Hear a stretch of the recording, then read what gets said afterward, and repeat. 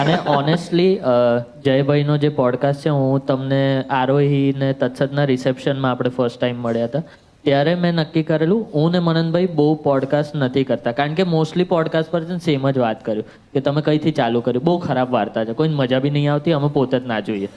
તો મને એ થયું કે કોઈ એવો પોડકાસ્ટ ચેનલ નથી જેના પર જઈએ તો આપણને પણ એક નવું ઓડિયન્સ મળે જેને પોતાનું કંઈક ઊભું કર્યું હોય. અને ત્યારે અમે નક્કી કરેલું કે અમે ડેબ્યુ કરીશું તો જય થડેશ્વર શોથી કરીશું, અને એ વર્થ હતો આખો પોડકાસ્ટનું રેકોર્ડિંગ, બિકોઝ એ જે રીતનું રિસર્ચ કરીને લાવેલા, જેવા સવાલ કરાવેલા ને, 1.5-2 કલાક ક્યાં નીકળી ગયા હતા એ ખબર જ નહોતી પડી. So thank you so much for doing what you do in such a good way. હા, તે મારો વધારે ટાઈમ લઈ લીધો, મારો ખાલી 1.25 કલાકનો જ હતો.